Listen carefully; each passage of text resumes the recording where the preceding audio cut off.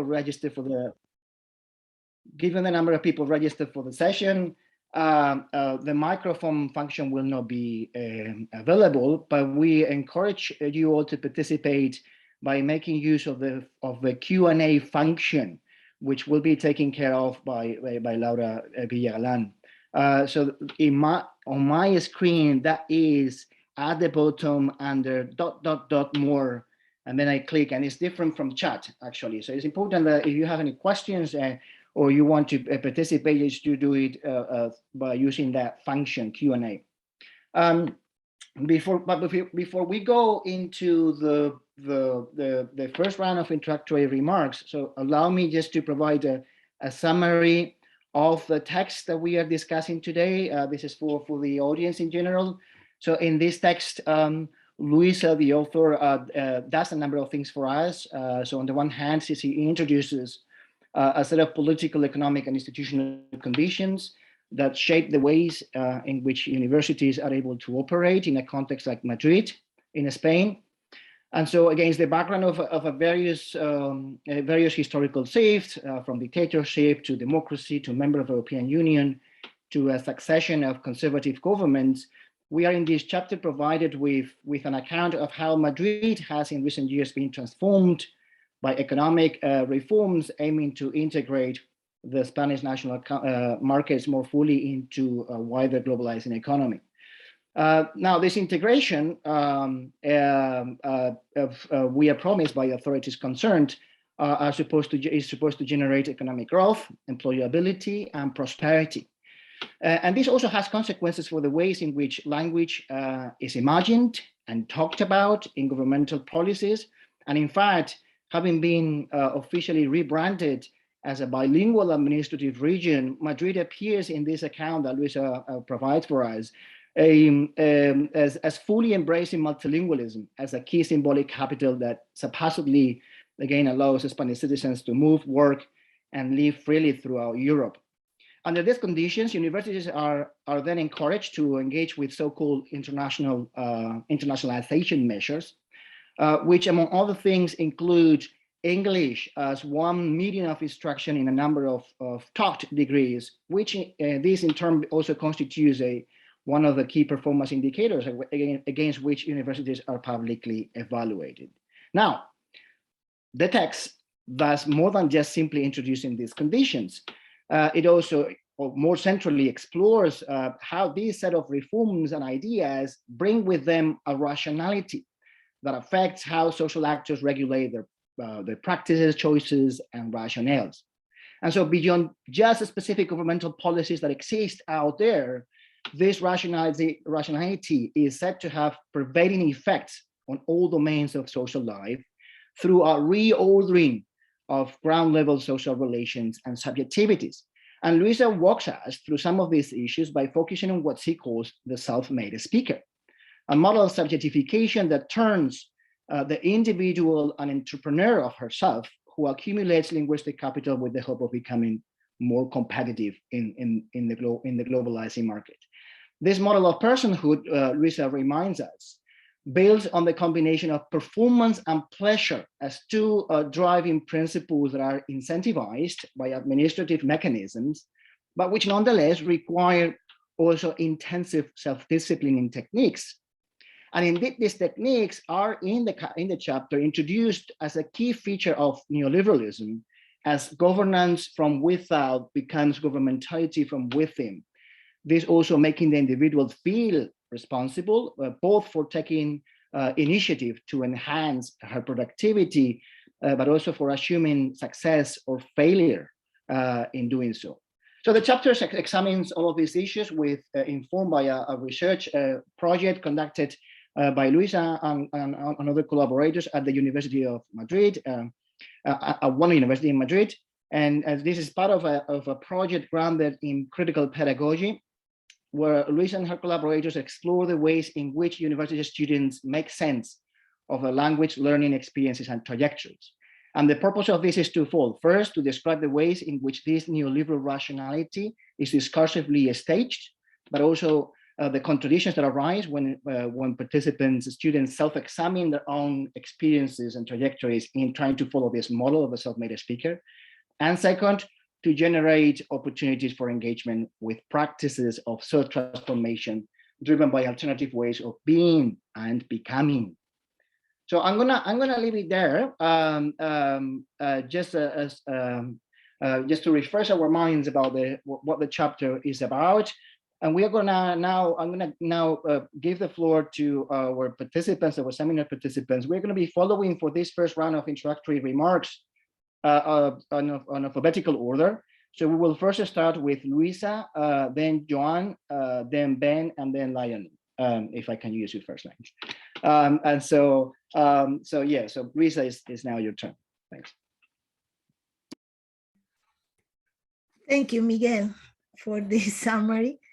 Yeah, for me, the idea of the key for me, the key of all this is the idea of the model of speakers.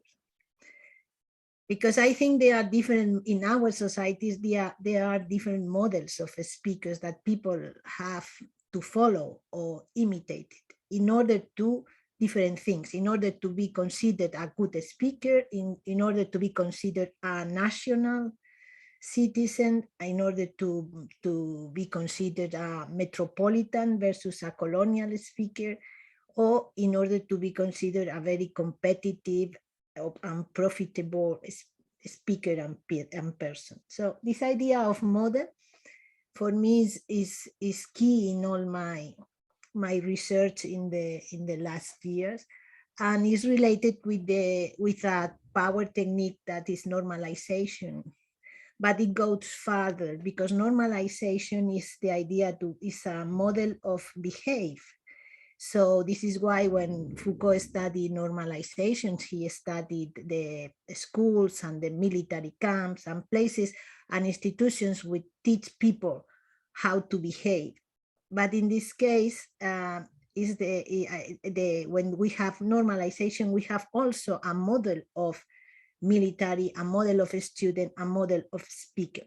And in this case, I think this idea is very important to explain how a political rationality in a particular time can in some way conduct our speaking conduct. So in this case, what I did was to explore this relation between discourse, power and discourse, knowledge and power, and how all this together gives place to this rationality, in this case, a neoliberal rationality that is is sustained by two kinds of discourses, the discourse of language as profit, that in this case, that's a discourse that treats language not as an instrument of communication. Instead, it treats language or understand language as a technical skill, but mainly as an asset, as an investment. And a second discourse, the discourse of the personal enterprise. And I think and in this case, people has to follow the model of an enterprise, like now everything that is permeated by neoliberalism is following this same model. Our health system, educational system, our university, but by also people.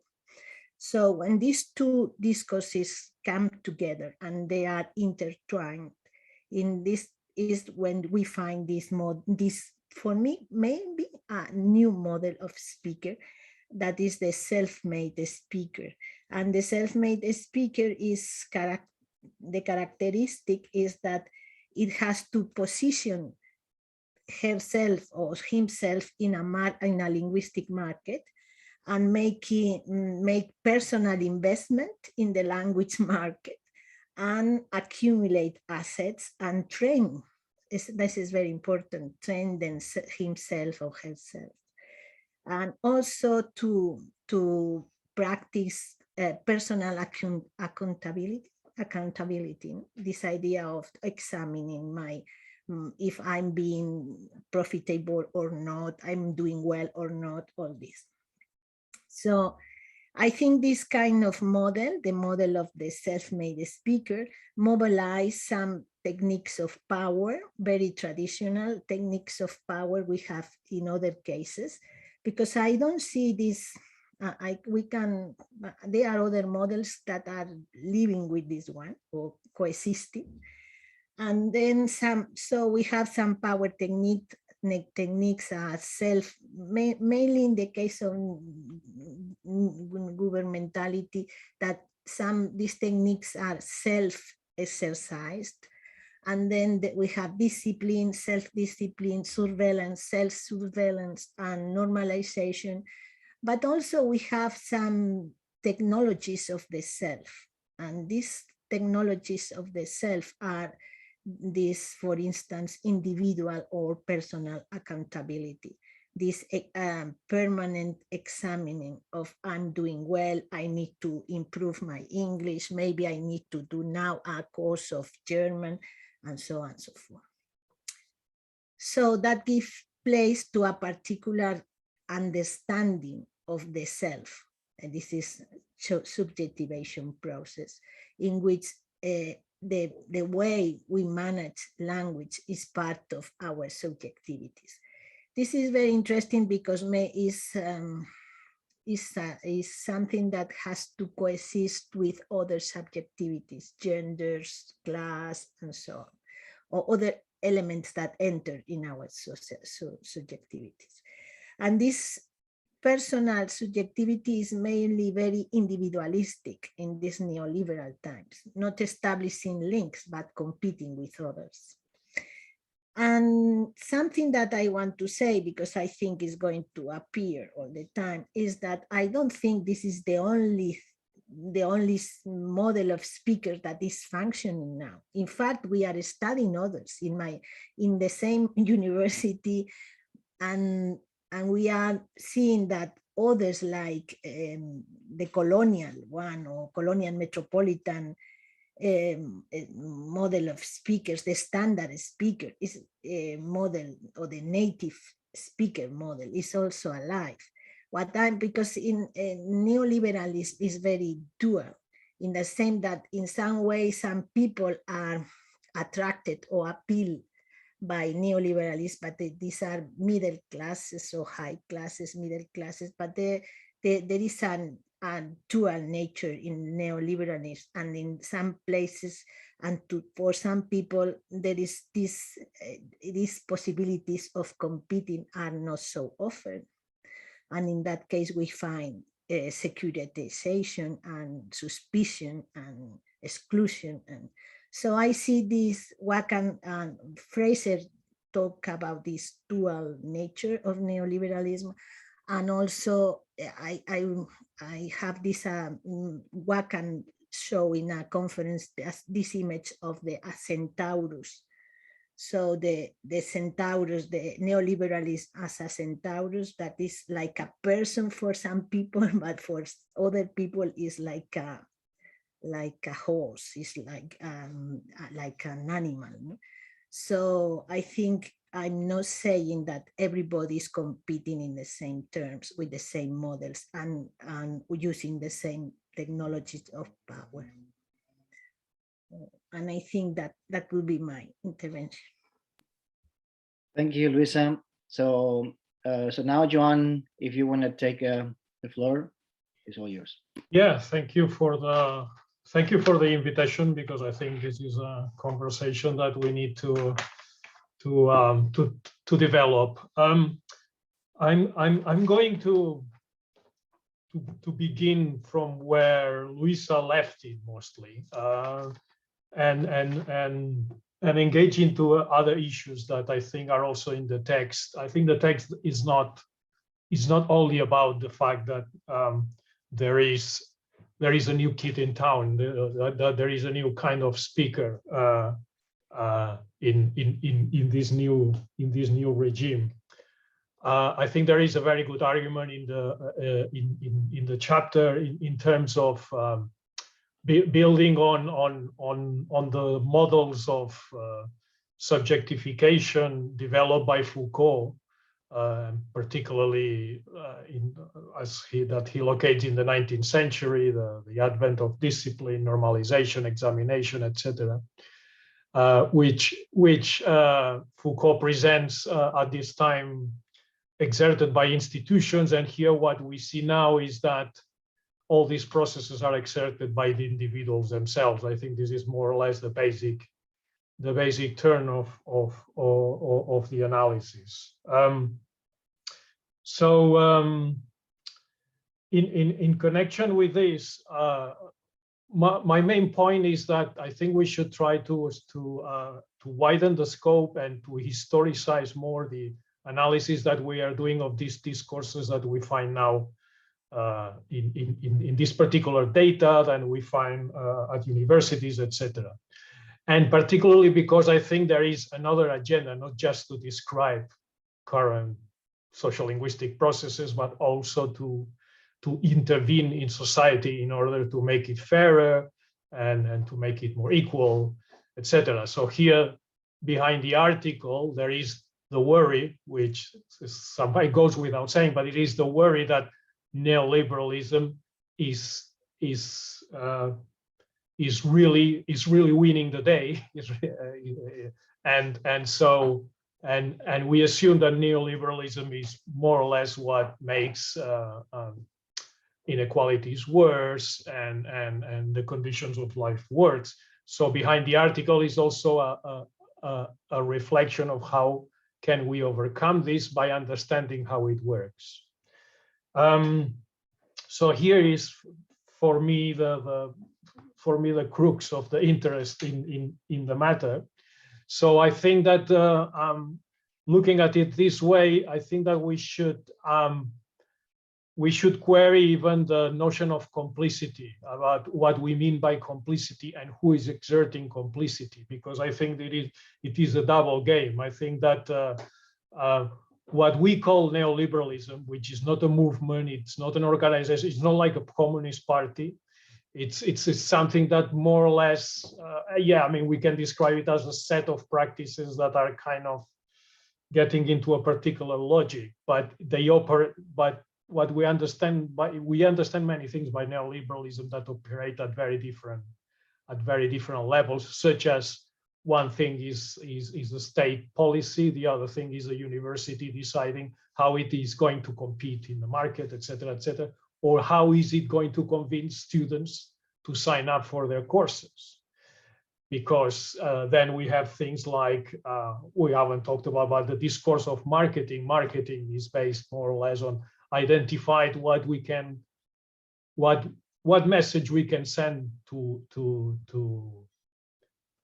get people to act in particular ways. So marketing is a specific force of individualization in the sense that you want to convince somebody that this person is going to get the benefit out of buying, doing, etc., etc., etc. So that is also like a process of placing the individual at the center, because the way in which things operate.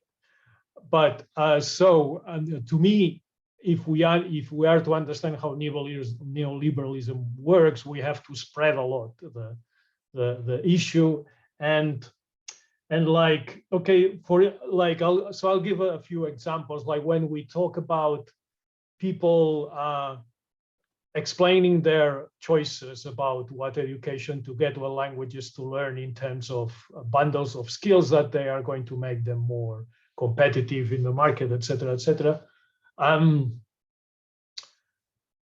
I would propose to try to historicize this particular discourse, and because we don't know the biographies of these people, the biographies are a bit short because they are very young, but they also have like a wider biography in terms of family strategies, of economic development, etc., etc. So, they probably come from families which, they have a motivation in terms of, getting the kids to study, go to the university, etc., etc. If we look at how this thing worked in the past, what we have was another regime which was maybe not neoliberal, but was also very unequal. It was very access to education was very class-based. The decision of what people learned followed a very different logic, which was also very much connected with class principles, such as like learning things like Latin, which were not necessarily directly useful for most people in their jobs, but somehow was part of this construction of class. But it was also, these studies were done by people whose future was also very much set up by, the kind of business that the family had, like taking up that, that's business, whether that was a lawyer at the factory, etc., etc. So here, what we see is that some things we are also very complicit with, which is now we fought for a long time so that people are more free to choose their future, and like this kind of practice, typical practice, whereas the family actually decided what the male, particularly the male kids, were going to study and what was going to be their jobs. It doesn't work anymore, or it works less and less. And what the families do is to invest in skills that provide the kids with more options. And all this also has to do with why we talk about skills, what we talk about particular forms of evaluation, while we talk about competition, etc., etc. And by this, I mean that there are lots of things that we call neoliberalism that we've fought long and hard to get, because they have to do with more freedom. And this is then what I call, when I was talking about complicity, I think we have to kind of be able to address these dualities, that sometimes people who push the neoliberal agenda is not that they actually necessarily that they convince people to adopt a particular discourse, but they also strategize so as to put themselves as the ones who are actually going to help people achieve their ambitions. So there's this kind of dual game here in this process. I think that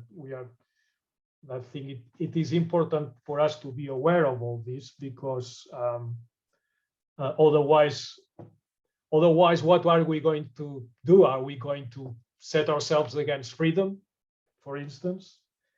So yeah, more or less, I think this was my main point. So I hope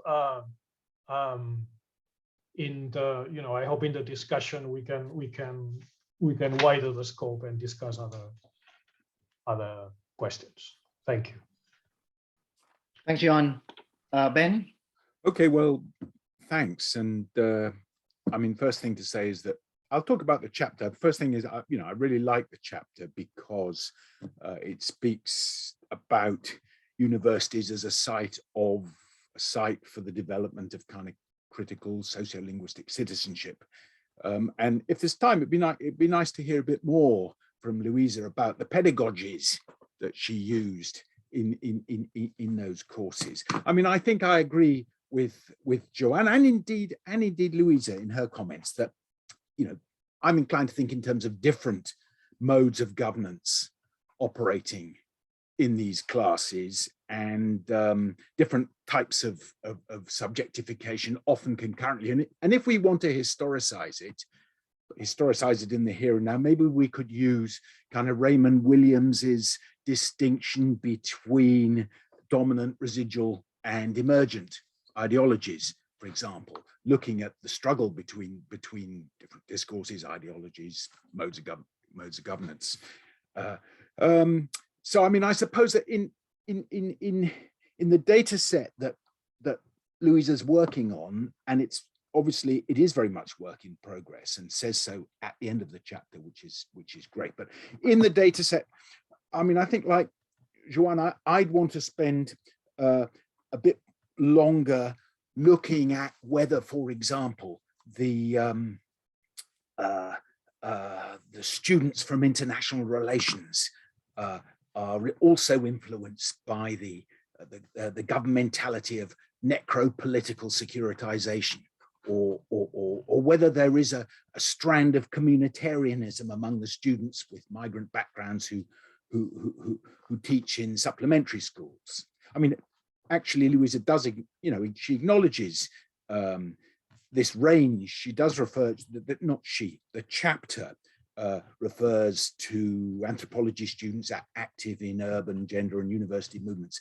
But maybe the chapter doesn't give as much scope attention to that, because I think it is a principally theoretical chapter using data to illustrate, to make the case for this self-made speaker model. As an interactional empirical ethnographer, but I am struck, though, that in this chapter, the words of scholars are quoted at greater length than any of the students in the chapter. And myself, I probably want to reverse that. I want to have longer quotations from the students so that we could see, whether and how there are different modes of governance in play among these students, or indeed within them. And I think I'd maybe bring a different aspect of Foucault into play in the analysis of these data. I kind of draw on the Foucault who talks about eventalization and who says that, and I'll do some quoting, it's important to analyze an event according to the multiple processes that constitute it. It's important to fight the temptation to invoke a historical constant or an obviousness that impose itself uniformly on all. And it's important to show how things weren't as necessary as all that in what subsequently counts as being self-evident. Now, to be fair, and I'm talking about the book again, the text, because that's a useful starting point. To be fair, Luisa and Alfonso, in their introduction to the collection, recognize that neoliberal rationales become intertwined with longer, locally anchored histories of colonialism, modernism, capitalist exploitation. But they suggest these get represented or recast in market terms. Really? Uniformly? Inevitably? Or do we need a more multi-layered analysis to discover the limits, the compromises, or the alternatives to this? And how do we account for something like the Multilingual Manchester project?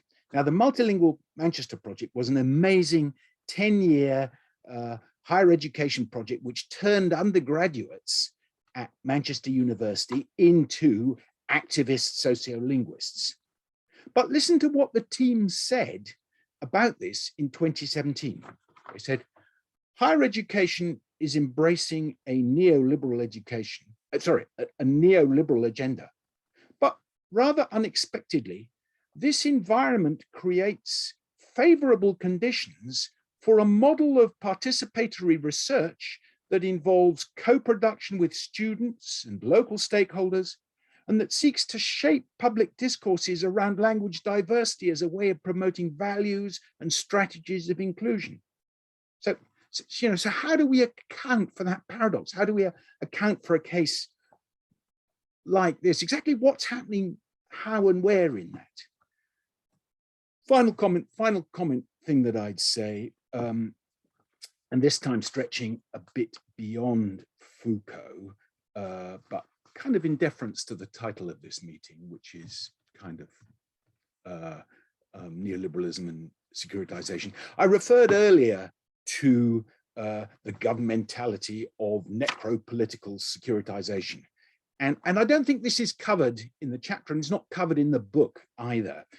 Certainly, Luisa and Alfonso talk about the apparatus of security in their introduction, and in Camilla Craft's chapter, there's also security figures prominently, but the security that they talk about is biopolitical, we could say, focused on the administration of bodies and the calculated management of life, focused on governing populations through systematic monitoring and regulation of living organisms, demographics, health, hygiene, the kind of surveillance and securitization we've had in the pandemic.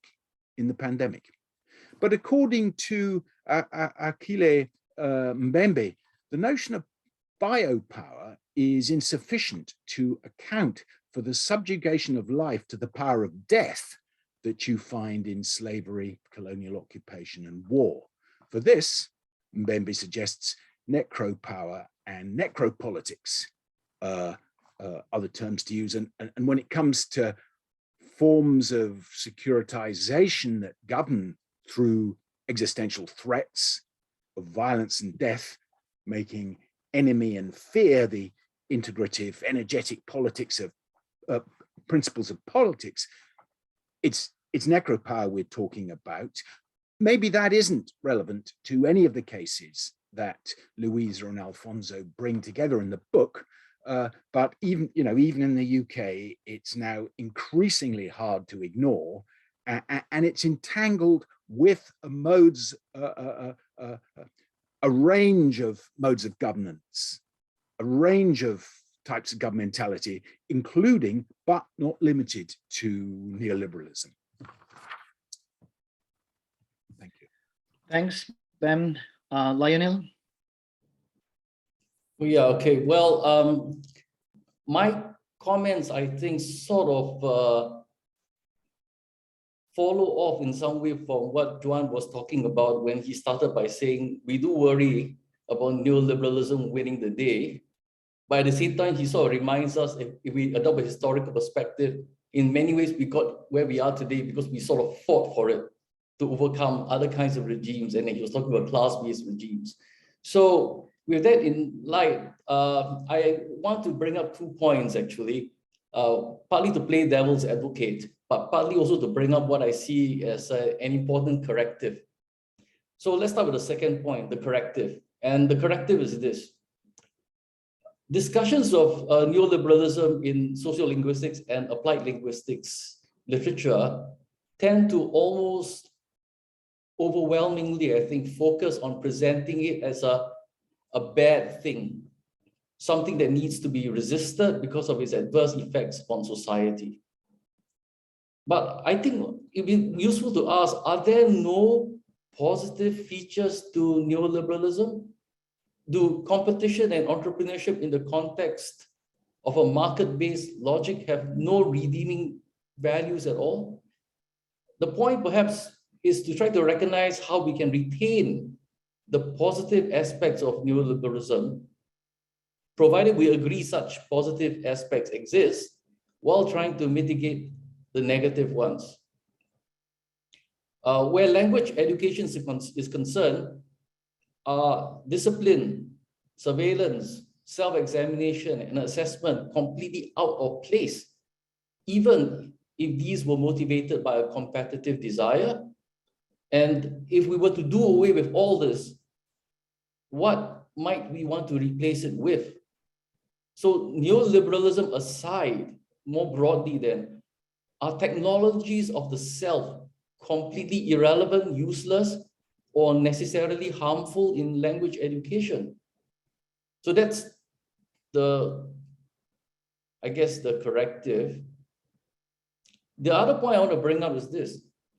Many critiques of ideologies, and not just neoliberal ideology, many critiques of ideologies end up with proposals to raise critical awareness and reflexivity as strategies for encouraging resistance.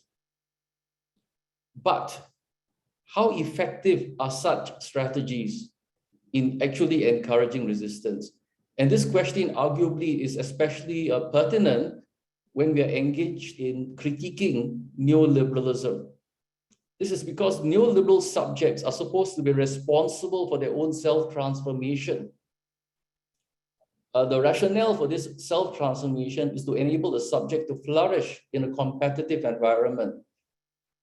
In this way, it could be said that neoliberalism has already co-opted self-awareness and striving for change or improvement, including self-improvement, as key values to be encouraged and valorized. So in what way then is a call for critical awareness not already a part of the very same neoliberal ideology that we are striving to critique. Thank you. All right. Thank you very much to the four of you. I think we have a lot of food for thought here and different strands that we can pick up on.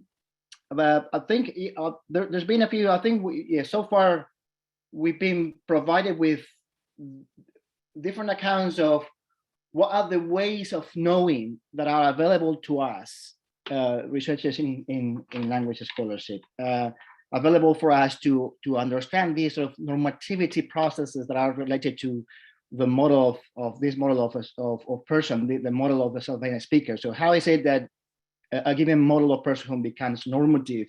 And so you have mentioned historicization as one way of understanding how specific models become normative, when, where, as Joan put it.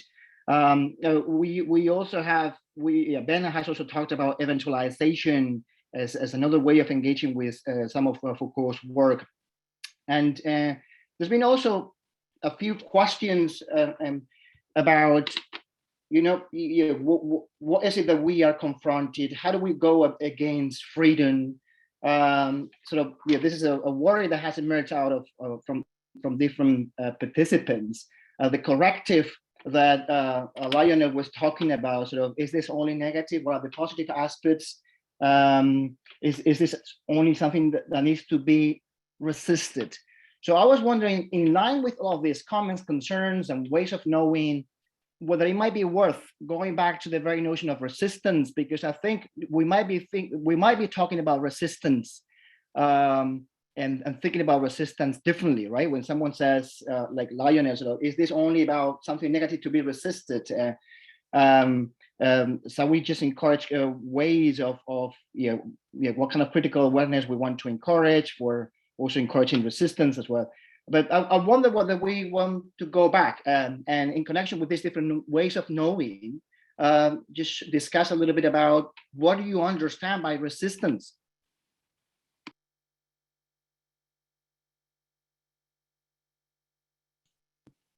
I can make a brief comment, maybe to start off. Also, I'm not going to answer the question, actually. I'm going to challenge the question. I'm not particularly keen on the notion of resistance myself, because I think it refocuses. Well, there's this Catalan social linguist who used to say that when we do research, we should not only describe the grammar of how power works, but we should be able to try to produce alternative grammar. So I think when we talk about resistance, we are still focused on the same grammar. So to me, it's more like, I think Luisa was already suggesting that she was characterizing this particular set of discourses that she considers presenting forms of internalization of skills production, etc., etc., but acknowledging that the fact that there were other versions of the story circulating. And to me, it's also important to be aware that whatever hegemonic regime or set of practices there is, it always takes work to put it in place and to keep it in place and to reproduce it. And I usually think of Kaufman when I talk about this aspect, because I think he is the real guy who shows us how delicate everyday life is, how complicated it is sometimes to reproduce particular cultural ideals, etc., etc. So to me, I think it would be more a question of also widening the scope and showing more complexity, more the vulnerabilities of all the regimes, and also how they developed in time, and how I think the story. I will insist that for me, historicization is really important.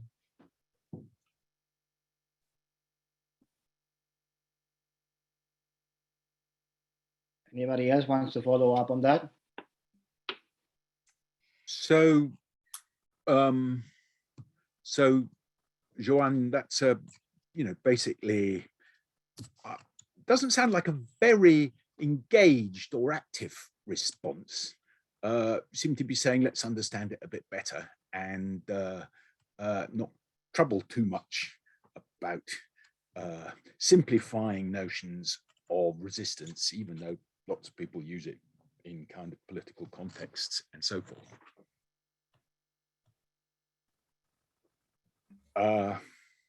Well, I mean, if so, that's a question for Joan.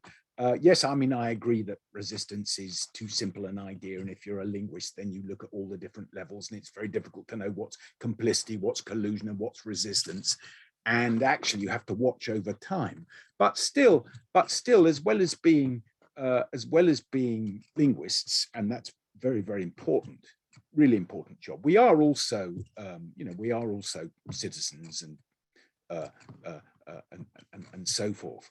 And so, I do think that Luisa's project of a kind of critical pedagogy is a useful and important one. How do you stop the project of critical pedagogy just being a matter of grades and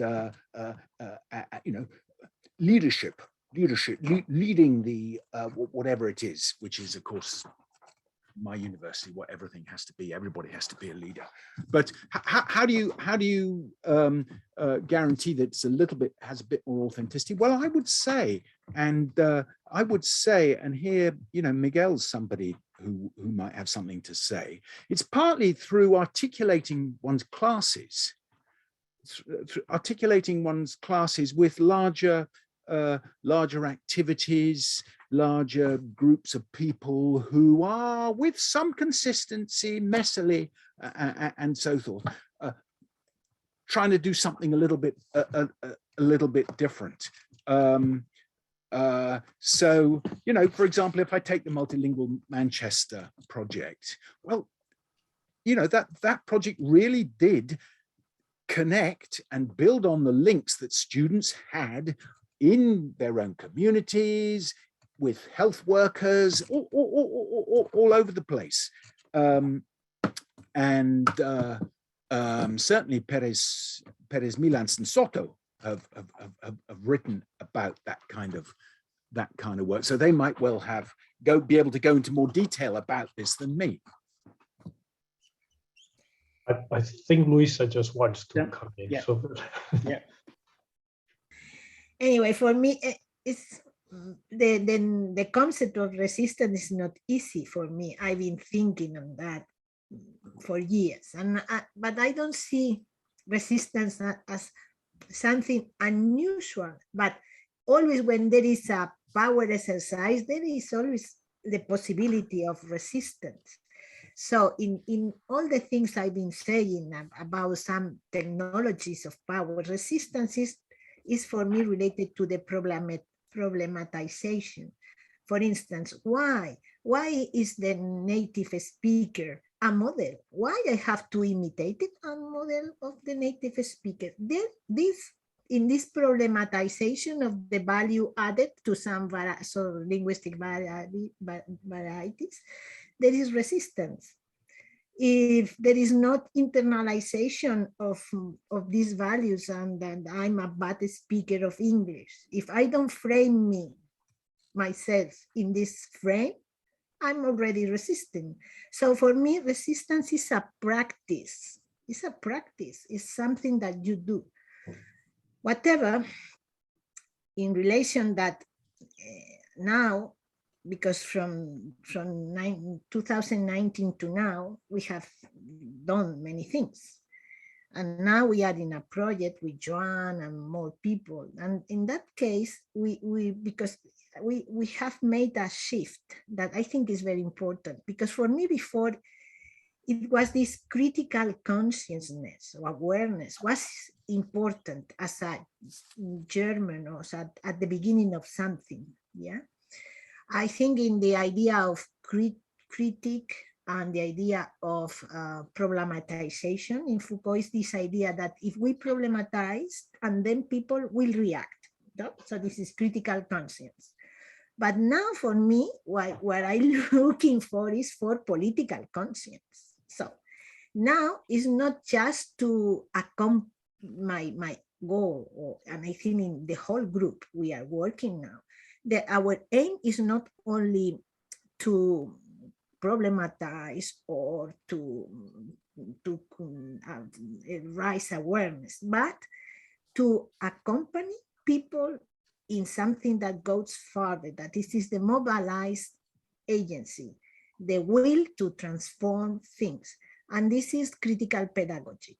And this is Freire ideas, maybe actualized or renewed, but this is the idea of Freire that so what we are doing now is in classes, in my case, in our case of Madrid, is in the class. So in the classroom, I have to say that this self-made speaker model is alive. And in that case, not only in the elite degrees, is alive, and even shared by many people. But we have also different positions. There are people who are from Latin America or from Morocco, and they are non-native speakers in the way they are considered. Sorry, because I did Latin America, but they are native, but maybe they are not standard. So in that case, the self-made speaker is there, but it's also the native speaker and the national speaker models alive, and everything coexists in these classes. So what are we doing? We are trying to intervene in this reality, and not only problematizing the values and the linguistic concepts, but also producing new knowledge. And in that case, also trying to create spaces of confidence, spaces of confidence in which people can share their linguistic experiences. Also when they think they failed because they don't speak good English, but also when they feel that they are expelled from the group because they have an accent from the south of Spain, or they are Catalans or whatever, or they speak Catalan or whatever. In that case, so we are trying to create a space in which, beginning from these experiences, we build new knowledge, and when we are after that producing not only these critical consciences, but these political consciences, this idea that something has to be done, and also trying to collect proposals and even to make these proposals real. So I think in that case it's more complex because there are different models. There are different normalizations in process, and it's not only problematizing, but also mobilize, if I can say that, people to do something. And I don't know if in that case, is maybe not only resistance. What we are trying to produce is alternatives or new ways, or at least to prefigure, to imagine different ways to manage language, or to relate it oneself with language. Thank you. Yeah. Can I yeah, just Lido. I mean, going back to this whole idea of critical pedagogy and to what extent it amounts to resistance, I'm trying to simplify and maybe oversimplify, if the university and the university classrooms are increasingly governed by a neoliberal logic in terms of students needing to do well in assessments, compete with one another, and if the kinds of concepts and encouragements taught in the classroom under a formal structure means that even these ideas are in many ways learned in order that they can be assessed and demonstrated, in which so that the student can show him or herself to be a better student than their fellow students. Then I think for critical pedagogy to be effective, it has to be complemented by teaching and pedagogy that goes on off stage, beyond the classroom or outside the classroom or in between classrooms, so that students are encouraged to explore these very same ideas, but without having them under an umbrella of assessment.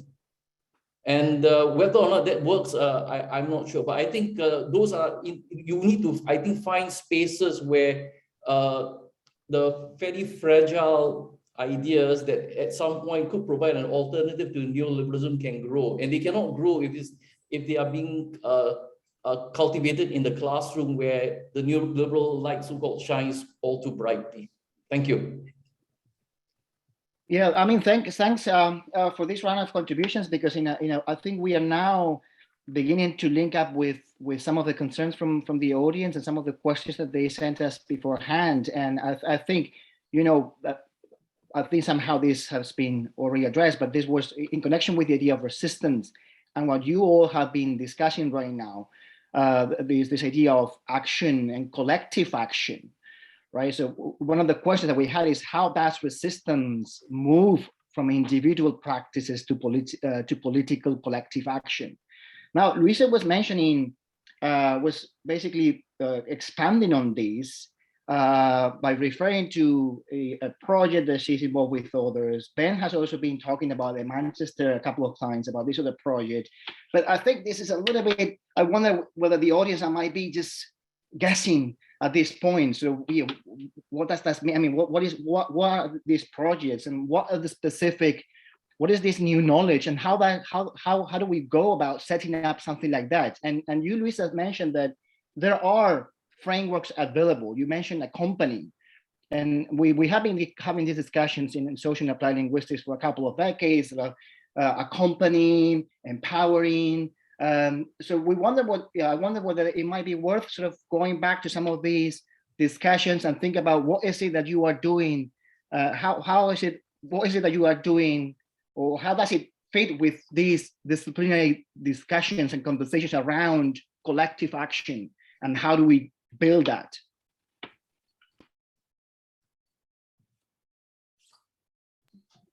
Do you want me to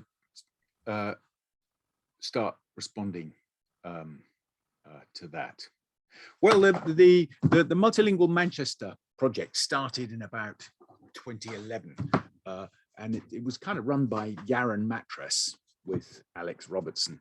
And basically, Joan had a class, a second-year sociolinguistics class, and there were just, too many students, and he didn't want to just do chalk and talk or whatever the contemporary equivalent is. So what he did was he started to give them projects to come and go and do some field work with organizations of different kinds and report back. Well, about 6 years after the start, 7 years, 8 years, I went to a conference, and it was amazing because there were people from social services, there were people from interpreting services, there were people from health services, I think some of the police, people from private companies who had come to these conferences to talk about, Manchester's multilingualism. Joan didn't actually know them all. Complementary schools as well. Joan didn't actually know them because they'd been drawn in by these undergraduate students who were working as kind of basically on their projects. Now, this got taken up by the university as its kind of flagship service, the community mission. And in fact, it's now finished because, and I think, if you talk to Joan, he will say, goodness me, neoliberal, the neoliberal management systems, the competition for support just made it unsustainable. But it kept going for 10 years. And I think what we can say is that with the neoliberalization of higher education, there have been kind of studies of it.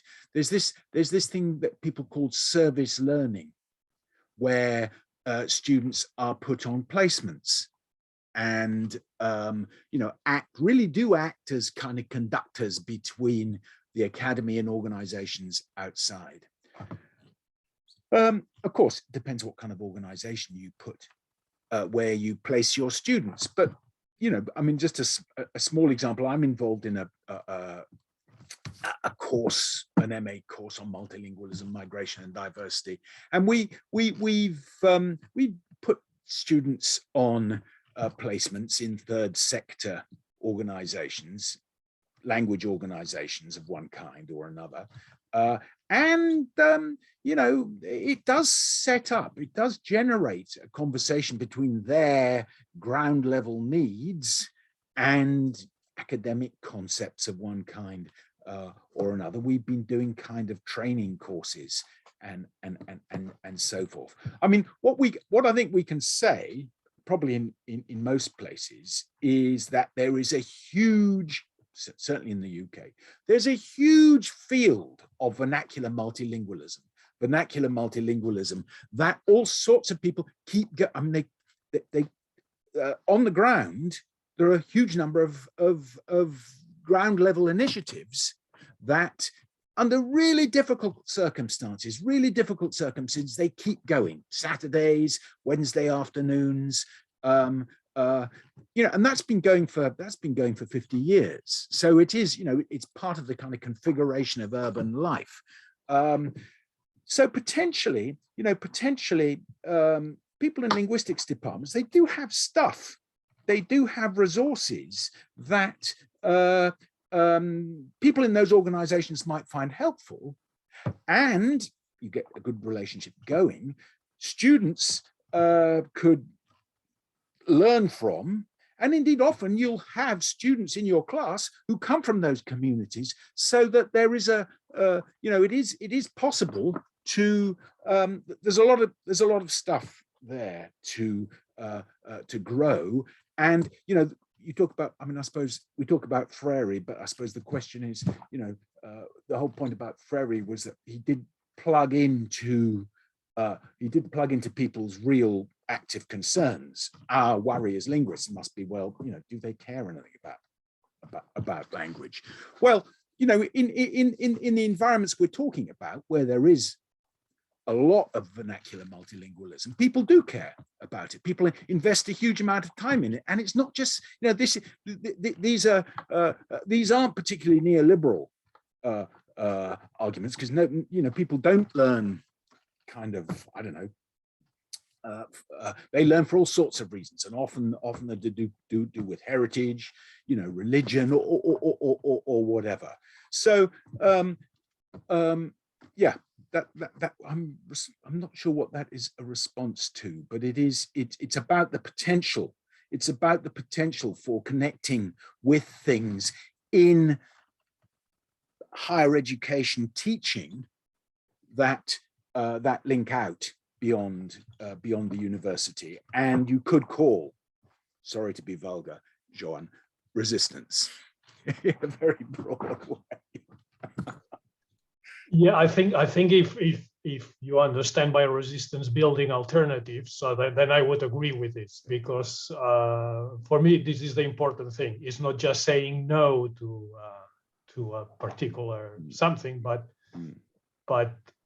you have to build something. You have to build an alternative, and this alternative cannot be built individually. I think this is coming to be a very common kind of notion in our project.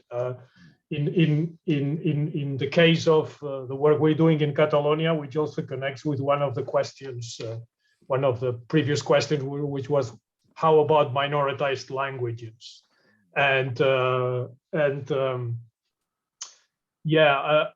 I'm basically working with an organization that tries to work on the issue that we have to build society, we have to build community, and if we have to build community, we have to get the Catalans to interact with the migrants directly, like not through Spanish. So that's one of the things that this organization is working on.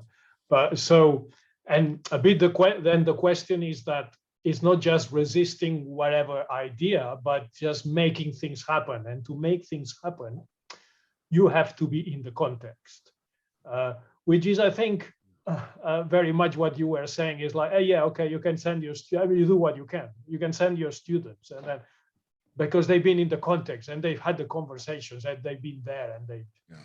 So we are just more or less, I think we are trying to do the same. We are trying to be there, because I don't believe that we can produce knowledge from. I mean, we can have nice ideas from our offices. And this also, I think, applies also for, because, well, the fact that we are very predominantly European, except for European now guys, but except for Lionel, but there are lots of people from other places in the audience. So can we produce a discourse that works for everybody? I think that the kind of discourses that provide alternatives have to be kind of built together with the people who are in these practices at different levels, and that's more or less the idea. In relation to the specific experience of minorities, for me it's a very good example, because I think in the neoliberal outlook, minorities really have no real place. Okay, there is the question of the niche economies, and I have written about it myself. Is that at some point one can find a particular places in like non-general, but in restricted context, you can find ways of assigning value to languages of restricted use. But I think that if the use of the language is restricted and the value is also restricted to a particular locale, in the long run, we are not really talking about the language. We're talking about something else. We are talking about some kind of a game, but I think languages are kind of for freer circulation and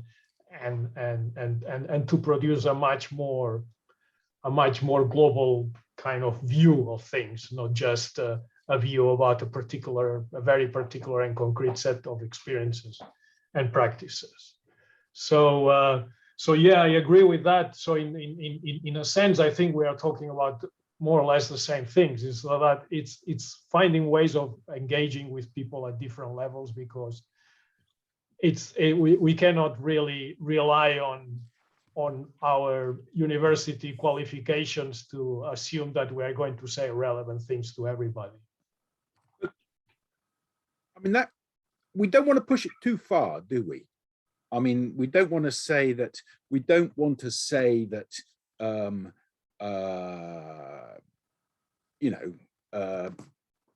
sociolinguistics as it's just academic. Times is just an occupation for the idle rich, as Heinz once. No. Children of the idle rich, or but whatever. I will say it's not enough to have a conversation between ourselves. Do you not think that there are? Do you not think there are things that you can get at things through careful, slow analysis? Things going on, lived experiences, which you couldn't do if you didn't have a bit of peace and quiet and a recording and go away and look at, or a data set that you could look at, and if so, how does that connect with? Yeah, I think we have a role to play. It's just that it is a role that we have abused historically. So it's to speak for yourself. Yeah, at least I have. Yeah. Yeah, I don't know. Well, we'll let others intervene. Yeah. I mean, there is, if I may come in at this point, there is a couple of questions that from live questions from the audience right now, and so one of them comes from Cecile, who says, as someone who doesn't work on education, I wonder how our current discussion connects to broader processes of inequalities outside higher education. We should not forget that access to university is the privilege of a few and does not reflect the experience of most people in the world. I don't know whether you have a reaction to this. Yeah, Luisa. yeah. I agree. But sometimes you are working on something, and for me, if we can contribute to transform an institution as our universities, like in this case, as we are doing something that if can contribute to change some of the practices in academia, yeah, for me that is important, even if it's not for, if done, the scope is reduced, no, of action, no, the scope of action. But what I wanted to say, I think, is, and connected with Ben and Joan, something that we haven't succeed to do is to open the debate about in linguistics inequalities or linguistic injustice within society. So people is quite aware about how they are discriminated by gender, sexuality, race, or ethnicity, or racialization. But the debate about how people is, and the mechanism by which people, by what people is discriminated by languages and linguistic phenomena, is not in society, it's not open, it's not something that everybody is something about people is discussing all the time. Yeah, and I think if we attempt to change that and to open this discussion, this debate, it could be very helpful.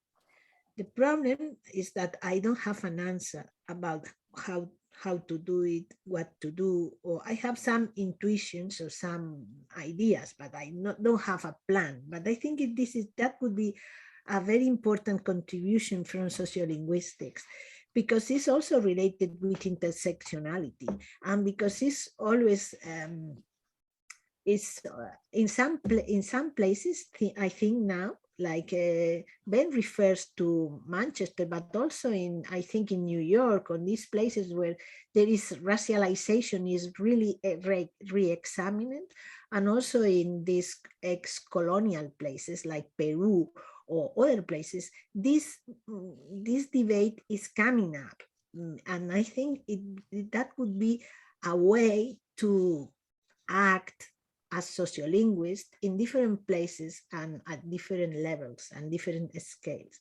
But I'm saying that I don't have the whole solution, the how to, but it could be to open these debates in our environment, maybe in social media, maybe in newspapers, maybe in the networks, social networks, because I mean the neighbors networks and all these kind of associations. So I think for us it's very important in our new project, it's very important the association networks, in neighborhoods and in cultural association, and also in at the university students associations. This association, these people live in areas, these people move outside the university, or in the case of Catalonia, they are not in the university. So what I'm going to say it in Spanish, because I don't know how to say it in English, this el tejido de las redes, de las asociaciones, el tejido civil de la sociedad. The fabric. Yeah, thank you.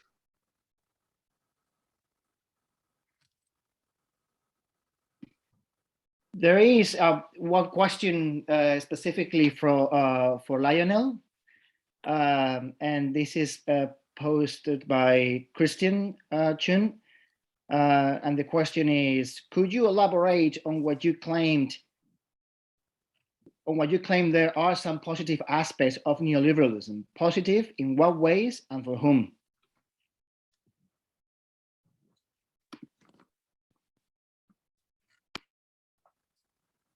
Well, I don't think I actually said there are positive aspects to neoliberalism. I mean, I'll try to answer that. But I think what I said was that it seems to me there's almost general tendency to simply treat it as something that has no redeemable features. And I think a fairly balanced critique of neoliberalism has to also acknowledge that it does represent some things that may, in contrast with what we had alternatively in times past, is an improvement. So maybe the focus on discipline, the focus on resilience under competitive pressures, the focus on prioritizing resources in order that some of these resources can help one achieve particular goals.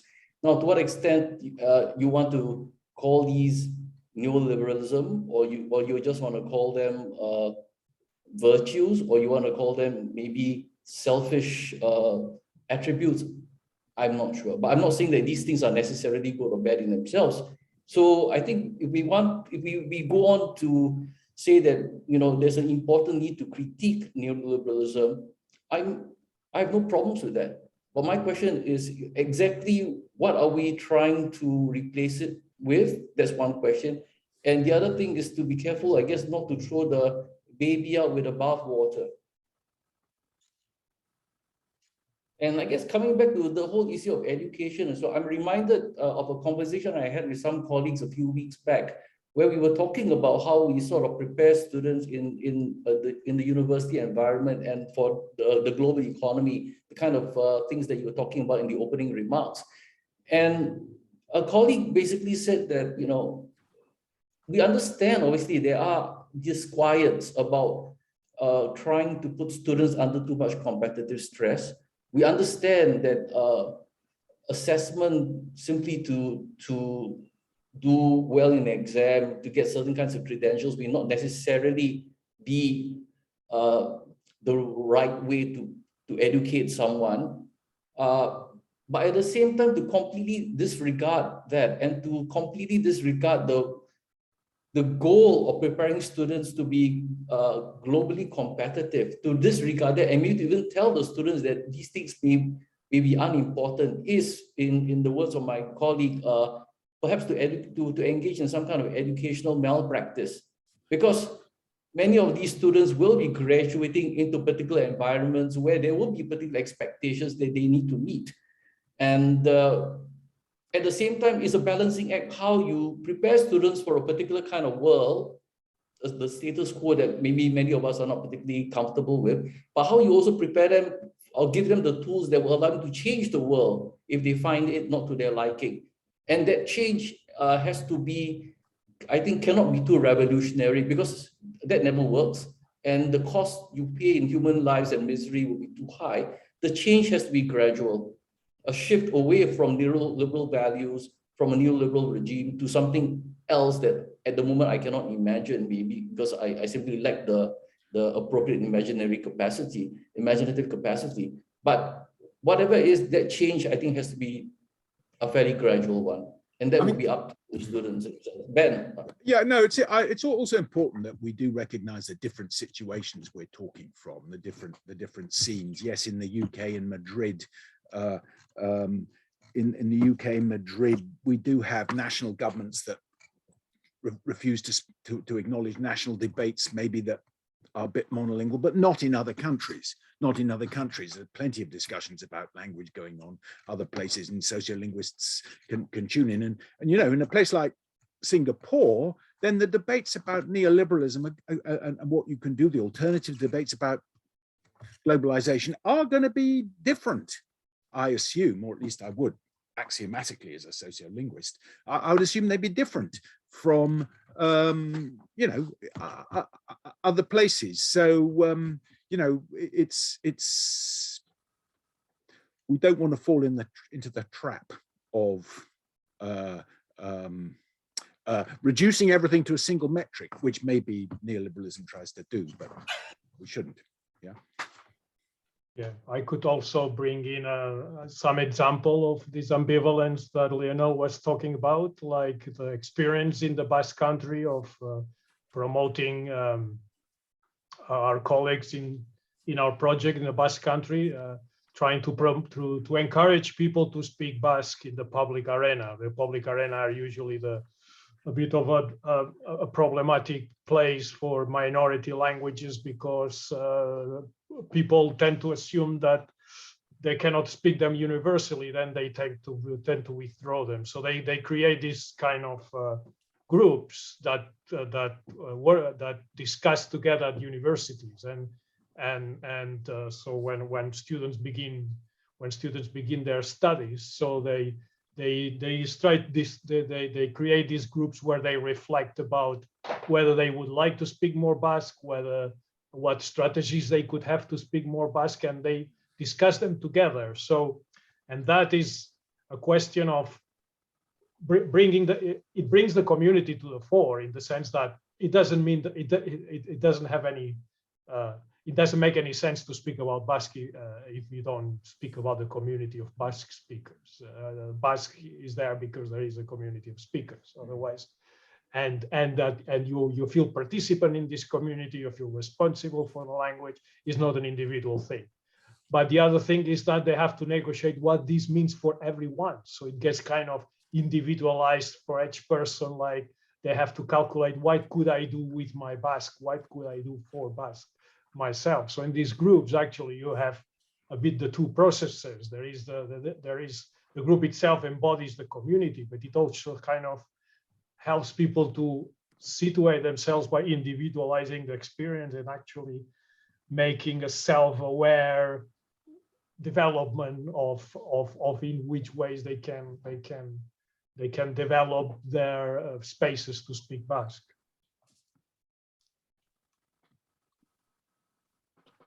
May I bring another question? So there is a question from the audience, Sama Ibrahim. So the question is, how do we understand language investment in the light of neoliberal mentality? In the case of, for example, in the case of migrants learning national languages, is investment here a form of agency and reaction or resistance to governmental practices, or it is an outcome of neoliberalism itself? I mean, it is embedded in its structure. Is it embedded in its structure?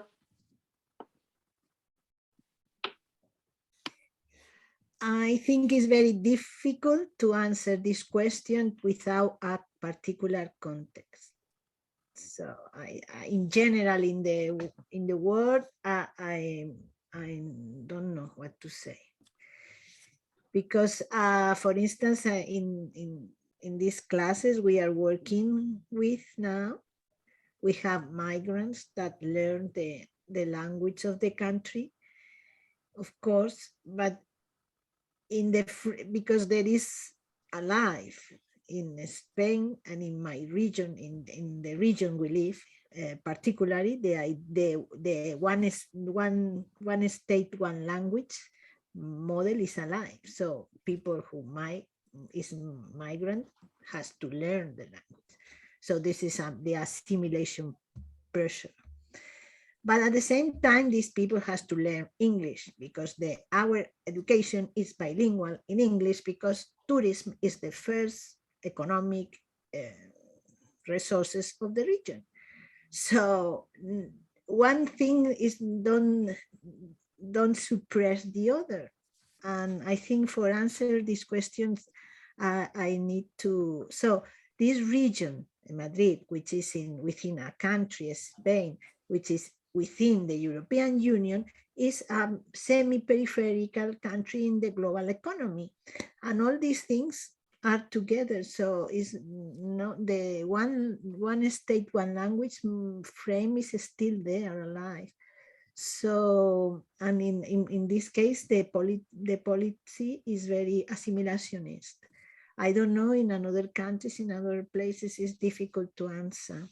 I was thinking if I can, I don't know if I can use the term because of this positive, negative thing about neoliberalism. Can I say something? Yeah, sure. Okay, go ahead. Because the problem here, I think, is to balance things. Yeah. For instance, everybody recognized that neoliberalism has strengthened the agency and freedom. But if we see the burden of this personal responsibility, the burden of meritocracy, the burden of the people that all this class and gender discrimination that have been erased, and then in the case of the testimonies I have, that people don't, for instance, don't highlight that I don't speak English because I'm from a very poor neighborhood and in my parents never have money to pay me and a private teacher. So they don't highlight the social class origin of the problem, but is this I didn't study enough, I didn't take it seriously. So the burden of this responsibility for people, I think is terrible. And there are some philosophers that are highlighting this as especially in a very medicalized society. So it could be, I think there are positive things and bad things, and then everybody, I think, maybe that is personal, need to see the counterparts and take stuff. So this is, I think, is something that people need to think about it, maybe not individually, but in collective, and something that needs a reflection. And also, I lose the feel of my thinking. I wanted to say something more, but I don't remember, sorry. So it's okay. I will recover that. If I can follow up, sorry, can I just come back on the investment thing? How do we understand language investment in the light of neoliberal mentality? Migrants learning the national languages. Maybe we're thinking about that in terms of these big blocks. Maybe we're being too kind of methodologically nationalist, or using big political economic abstractions too much.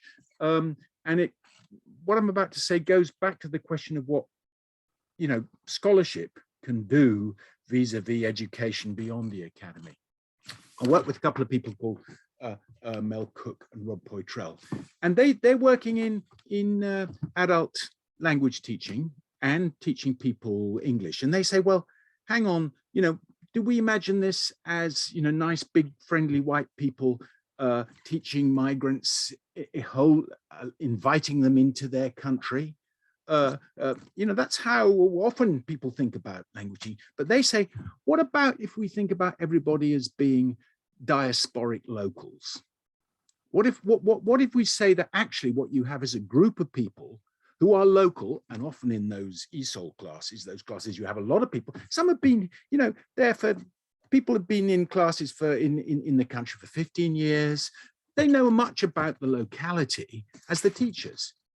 And if you bring in the notion of diaspora, then English becomes just one strand in a line of connection between the people, with lots of other linguistic strands, other things in common.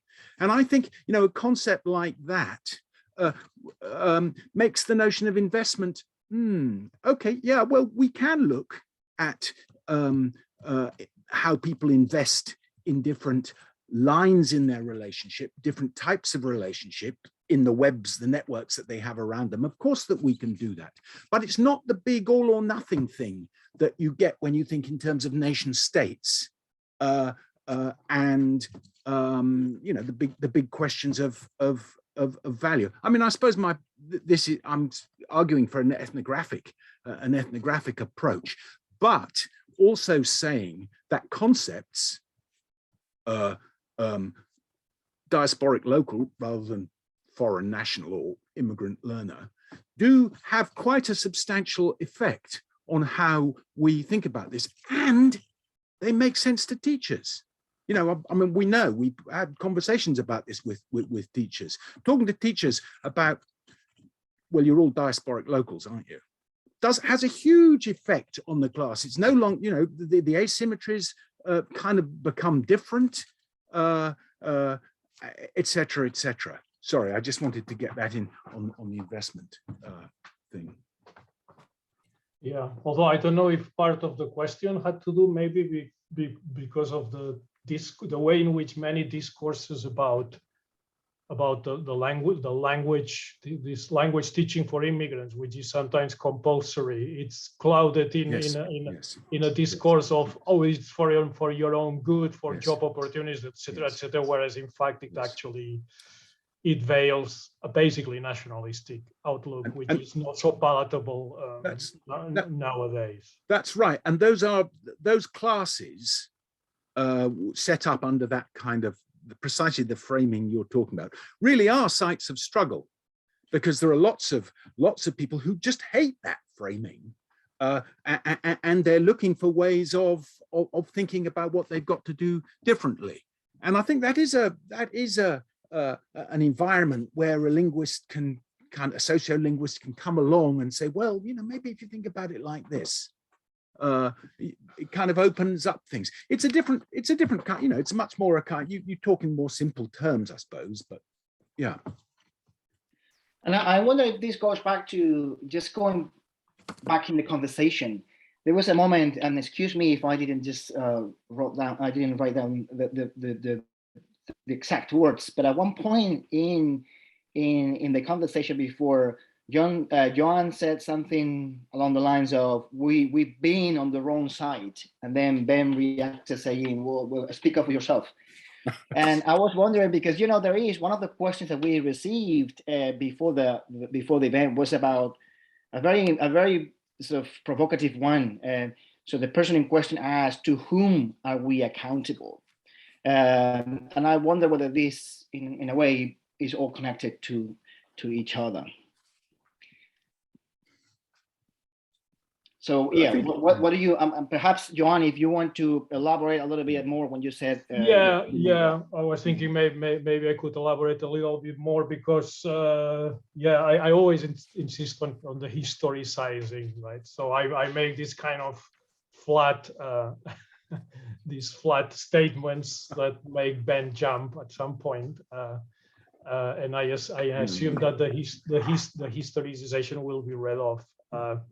But my own experience has been, until of late, of writing a lot in English, being very little read locally, and realizing, not just myself but also with other colleagues, that actually we are, even though I've been writing on Catalonia my whole life, and sometimes I wonder what somebody one day is going to write to me and say, can you just drop this topic and talk about something else? But for me, the question was that locally, what the work I was doing was obviously not relevant. I had not done the connections. I had not build the conversations, and I became convinced that something had to be done about this, and also in a context where I mean, we can discuss about these things as kind of as a good good New Year. We can make good New Year's resolutions, but actually the way the field works, I could have gone on working like this, and there was no problem.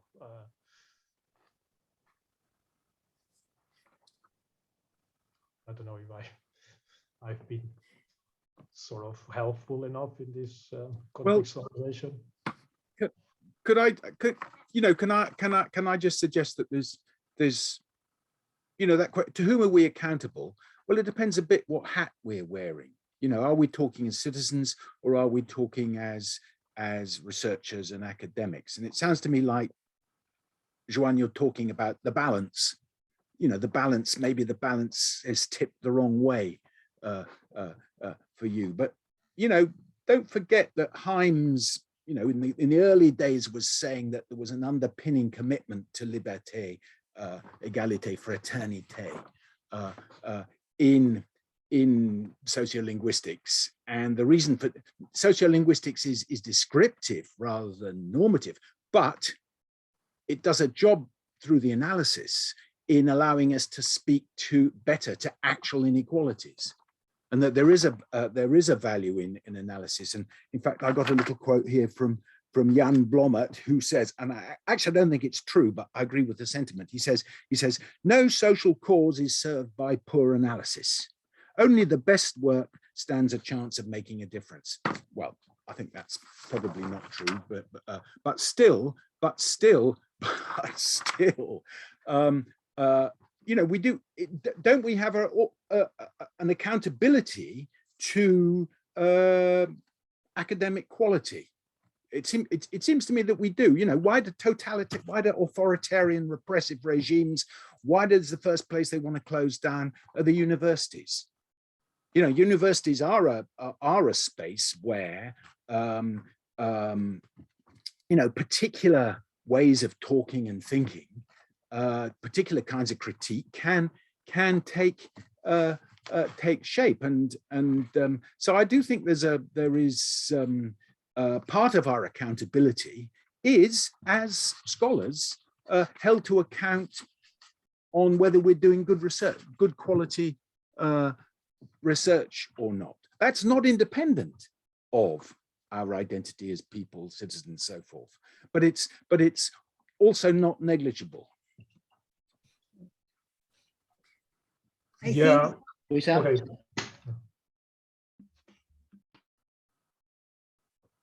Luisa, you wanna pick up on this? Yeah.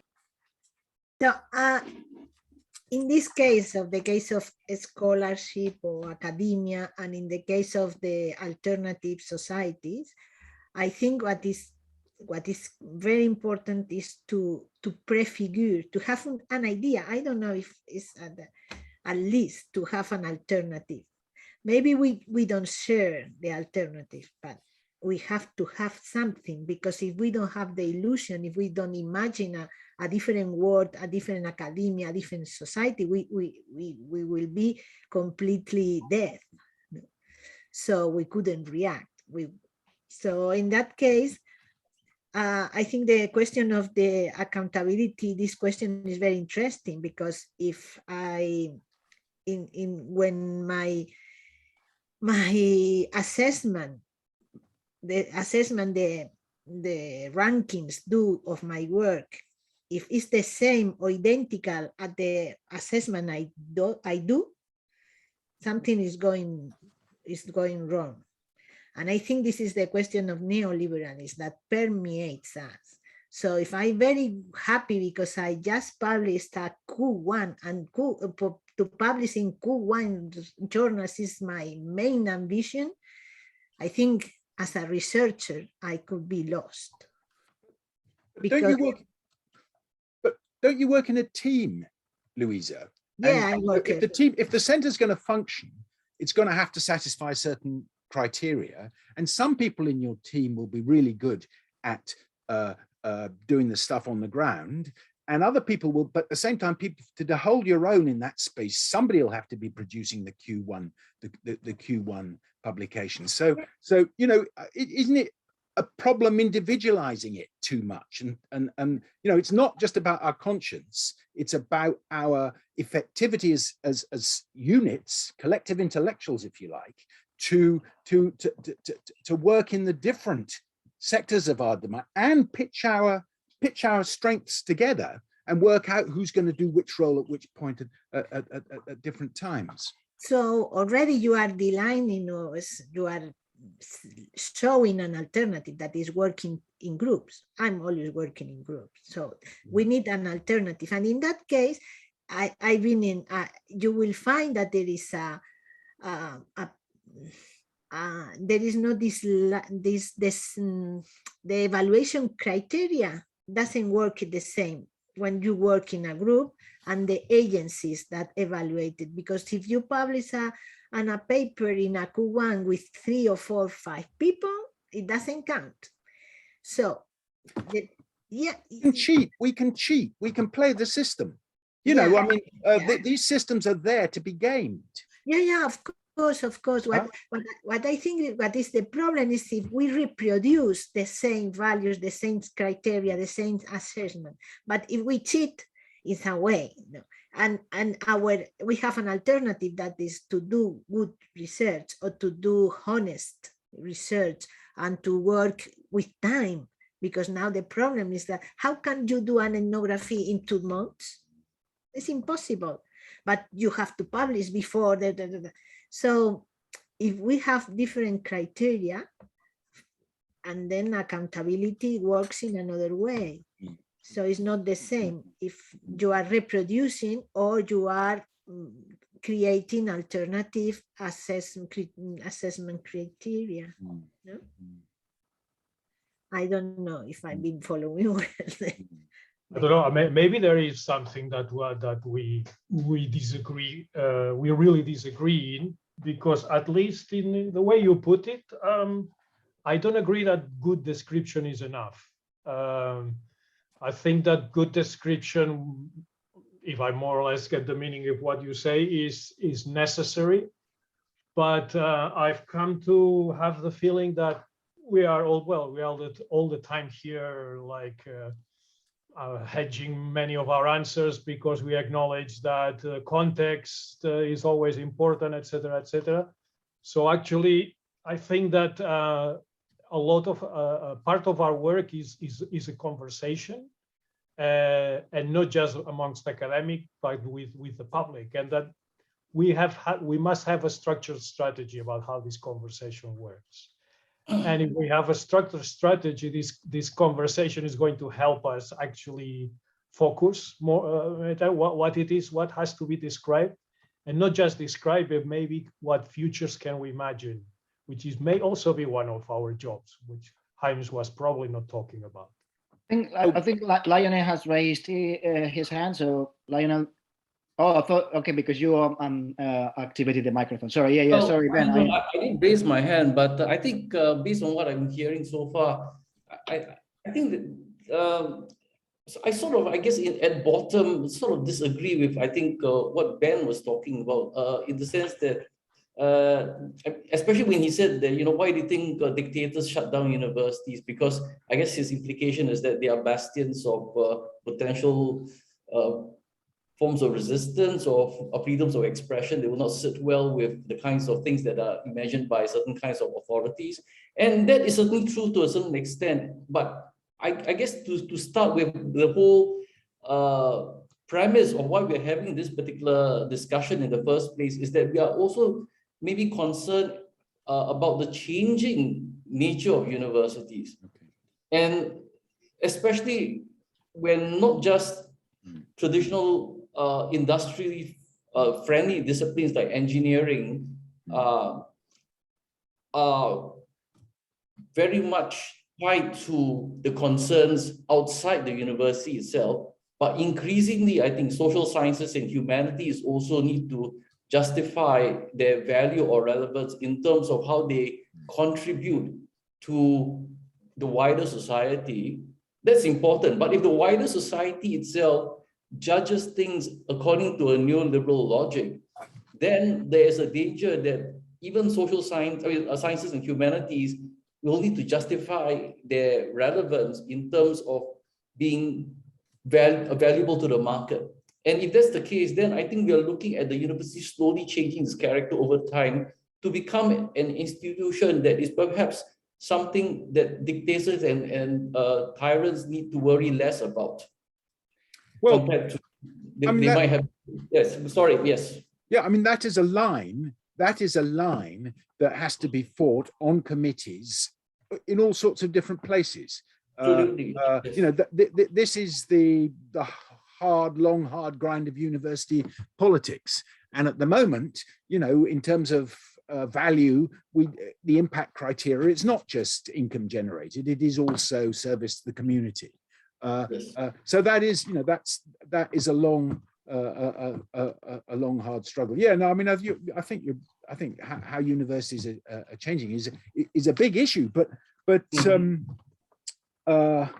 yeah, it still seems to me that just to go back, okay, good description isn't enough, but bad description is a lousy base for starting anything.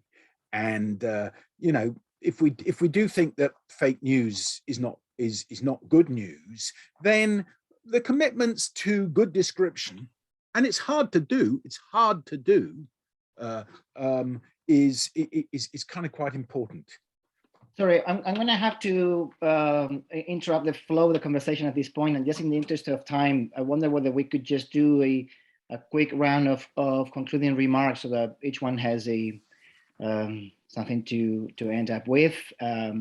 So I was wondering whether we could just follow the reverse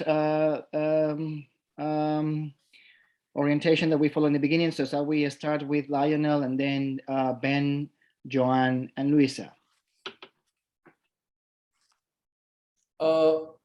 Well, I think I'll just give you an example of something that's happening at my own university, and this may be almost sacrilegious coming from the fact that I'm also currently the dean of the faculty. But one of the things that we have been pushing quite hard of late has been the whole notion of interdisciplinary education, where students are encouraged to learn beyond a single discipline, but not just to be multidisciplinary, but to try to find ways of engaging and integrating knowledge across disciplines.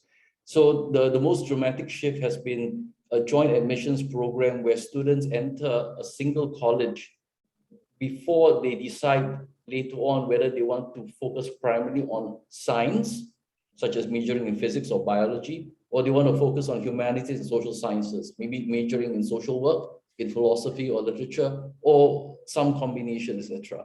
But there's a single entry point where students are not expected to make a distinction between a faculty of science and a faculty of arts and social sciences. But what is, I think, interesting for me and why it sort of ties to the discussion today, of course, is that the entire rationale as to why interdisciplinary education is so important is because it is the only way now, or the best way in which we can prepare students for a globally competitive world. Again, the phrase that keeps on coming up is, I guess, VUCA, volatile, uncertain, complex, ambiguous world. And therefore, initiatives that are, I think, important in education, and I actually think this particular push for interdisciplinarity is a very important push, but the rationale for it, I think, is interestingly couched very clearly in a neoliberal logic. So that's what I mean by, I guess, when I was going back earlier about the changing face of the university, and it's very, and I go back to what Ben was saying, it's a line that has to be fought, and it's not easy, obviously, because although he was talking about us being citizens as well as being academics, but of course, being academics means also occupying different aspects of the university's management structure. So it's one thing to be a professor in a department, it's quite another to be a department head, it's yet another to be a vice provost or whatever. I'll stop there. Well, thank you. Ben, yeah. I mean, I agree. I welcome what you say about interdisciplinarity. Maybe the logic for it and the rationales I don't frame quite the same way as you. And I would say that, you know, applied linguistics in the 1980s conceived itself as being an interdisciplinary project pre-neoliberal. But I welcome it. So you know, in a way, I'm well. On the one hand, I'm quite optimistic about the value of the kind of the forms of analysis and study that would. On the other hand, I'm also on strike at the moment with a lot of people in the UK. Well, I'm not on strike, but I'm taking industrial action, and maybe won't have to do any marking for a while. So you know, it is obviously a mixed picture. Joan?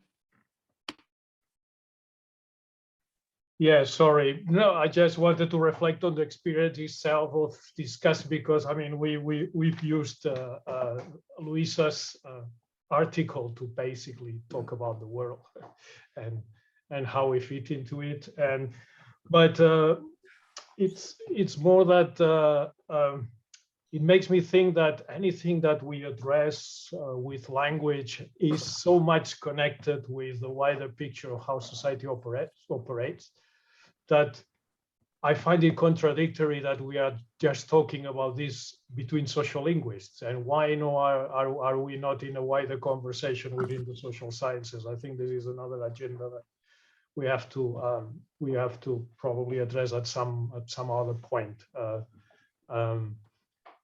I know that we have to do good descriptions and everything, and that somebody will eventually read them. But I also find that our position within the social sciences debates is somehow funny. I think there is also a kind of there are consequences in the fact that people don't realize that language is at the very center of how people feel engaged with the world, and I think we have a problem here. Luisa? I see there is a comment by Bonnie Urcioli in the chat that I think she makes a very good point, and it's, for me, it could be the point to close this. And she said that it is not a question of which values are mobilized in this neoliberal governmentality, but is about who says what matters, who does the incalculating to what end. So it's not the question if this value, other value, this practice, other practice, but who, for the good of whom. And I think we have lost a bit this point in the conversation. And also in the case of the scholarship or in academia, when we have to do these things like publish there or going there, is in the good of whom? Of the institution, of us, or is a way, or is a strategy to make us responsible of the work of the institution, of the ranking of the institution. So I think this comment, if you can read it and slowly and think about it.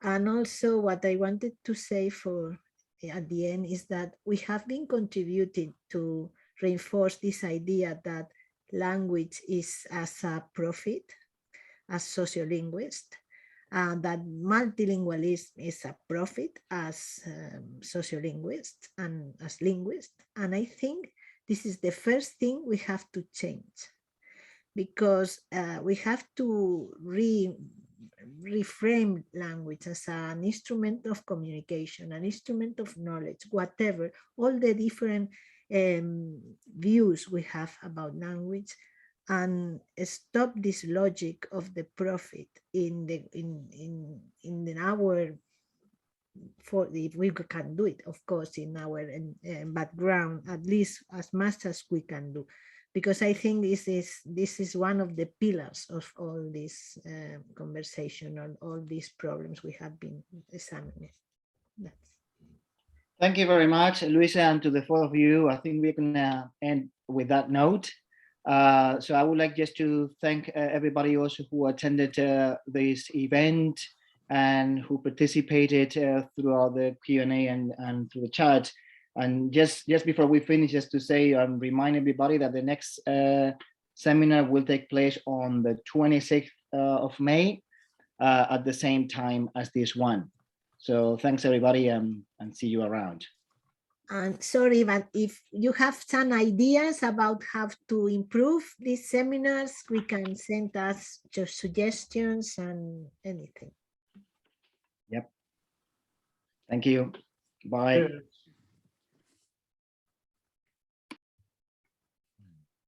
Bye-bye. Bye.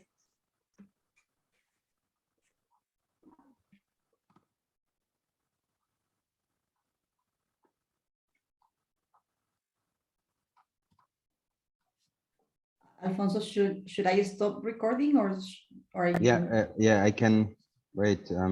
I can't do it anymore. Can you do it? Okay.